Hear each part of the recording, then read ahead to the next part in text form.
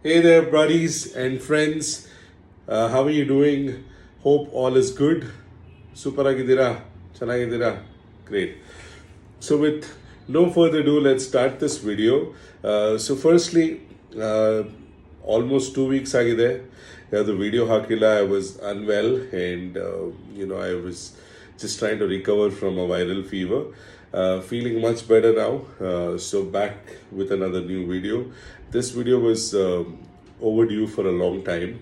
In fact, the Versus 650, review of this bike ಮಾಡಬೇಕು ಅಂತ I was waiting for almost a month. So I just thought, let me complete some good kilometers on the Odo before I make a review, so that I can give you a comprehensive and also some good review based on my experience on this bike, right? So before I get into specifics of the Versys 650, I would like to talk about a bit, going back to my riding experience on two-wheeler. So basically I started off riding an Enfield Electra 350cc way back in 2005. That was my first bike. Had it for almost 10 years, and I started riding on that bike predominantly. And after that, have had multiple bikes, probably close to about 7 or 8. And I have been really crazy, changing a lot of bikes and all of that. Uh, is it wise? I don't think so, but it's just that passion, and you go crazy sometimes. So, made those changes, whatever. So at the end of the day, now, back to the topic of Versys 650. Why I chose Versys 650 is the first thing that I would like to talk about. So another choice, there were 3-4 choices that I was looking at. One was the V-Storm, Suzuki V-Storm 650, a beautiful bike, a good off-road machine for the price that it comes at. Solid engine, V-twin 650cc, 70 bhp in power, good, sturdy, machine, and tried and tested Suzuki, right? And I had Triumph Tiger 660, which was just launched when I was, in the market to buy the Versys 650. Obviously, it was also a touring bike, had more power, 85 bhp, and it has 3-cylinder engine. Triumph as a brand, a lot of things were going for it. And the obvious choice of Versys 650, parallel twin engine, 65 bhp of power, 61 newton meters of torque, Kawasaki, solid Japanese engine, all was good. So why I picked up this at the end of the day is because of the pricing, I would say, mostly. I checked both the other bikes. They were almost 2 lakhs above the budget that I had really thought of for a bike, and essentially that's where I stopped looking. And I also got about 70,000 rupees straight away discount on my 2021 model of Kawasaki, which I bought in 2022 May. So 2022 model has just arrived about 2 months back, and I bought this in my Versys in May of 2022, which is 2021 model. Hence I got the decent discount. So that's how I went for the Versys 650, and I call it the Green Monster. So it's a beautiful bike, and now would like to talk about a few rides that I did on this bike and how my experience has been. So I did my 1,000 kilometers, I think, probably within hardly about 20 days. Full excited, really wanted to get my first service done, so that I could at least rev the engine a little bit and go above the 6,000 RPM, right? So did that in the first 20 days. I finished my 1,000 kilometers. I went for the service, and I think I paid somewhere about 8.5 or 9,000 rupees.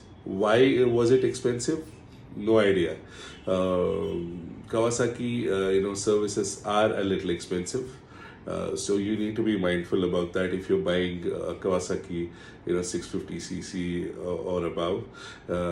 So that is one thing. I paid about 9,000 to 9,500 rupees. I'll probably, put the correct number after I, verify with my bill, right? In somewhere in the video. So moving on. So after the first service, I started riding, a little harder. Uh, you know, touch speeds of up to about 140, 150. Obviously, in a very careful settings where I was able to have a clear view to the road and with all the safety gears on. And I always recommend riding with all safety gears, guys, because it's going to really give a peace of mind to at least the people at home who are waiting for you. And please always ride safe and be very, very aware. Great. So I was talking about riding responsibly. So let's be responsible. Let's be careful on the road. Other safety is also very important for all of us. Great. So moving on from there. So I did a lot of breakfast rides mostly. I ride solo. I do ride with a few friends, every once in a while, and I also ride with my wife because when I made such an investment, she would want to know why did I pay so much money for the bike. So she hops on sometimes on the saddle, and she's been very comfortable. So it's a great bike to ride with your wife or a pillion because this is got very nice seats, wide seats. I'm coming from an Interceptor 650 before this. That's why it makes a world of a difference. Trust me, guys. If you've ridden an Interceptor 650, you will know what I'm talking about. Because the bike is great. There is no doubt about Ari making a wonderful machine, very affordable for all Indians to reach the 650. As in 650 bike, so affordable so that every common person like me could afford it. So basically the only two niggles that it has is one is the the seat. I don't think so there is enough cushioning. Second, there is suspension challenges. So with a pillion or without a pillion, it really gets very difficult, and it's very narrow seat as well. So coming back to Versys 650, it's a beautiful huge seat, like I told you, and for people like me who are huge and big, I think it's fantastic. And luckily I'm tall enough to have my foot flat-footed on the bike. For reference, I'm 5'10" and a half, so I can easily flat foot with shoe. Obviously it's about 6 feet height. I have got a huge boots, which helps me also reach much easier. I have made one of my boots videos, and the link should be somewhere over here. You can take a look at that as well. So Versys 650 has really served me amazing in the last 4,000 kilometers on the Odo. It's a very comfortable ride. It's a beautiful machine, good power. It's a very linear power. It doesn't scare you or something like that. But it is good enough power for people who are riding on such roads in India. So our roads will not require more speed than this, because I can do easily about 140, 150 with a pillion, if I want to, right? So I wouldn't recommend that speeds. You should always stick to 100, 120, where there are open roads and you can comfortably cruise throughout the day and easily do about 500, 600 kilometers in a day. So the longest that I have done in a day is about 400. I'm still trying to explore and trying to go for a longer ride. So soon I'm due for a second service, I think, at 6,000 kilometers. So I have close to 2,000 kilometers more to go, and another month and a half for my six months to finish since my ownership of the bike. So soon I'll be bringing in follow-up video on how my experience was in the next 2,000 kilometers, and how was the second service, and after that I'll put in another 500 kilometers and see how what are the different things I see, how it's performing and things. So one thing please keep in mind is, for high performance bikes like this, please make sure that you lube the chain and keep your chain very clean, and take care of it every 500 kilometers, so that in the longer run it gives you a better life. And I think that's all that I wanted to cover. So essentially, it's been a great bike. Again, just a quick this thing on the on the power figures. It's a parallel twin engine, 650 cc, 65 bhp of power, 61 newton meters of torque, and it can easily reach speeds up to about 170 plus.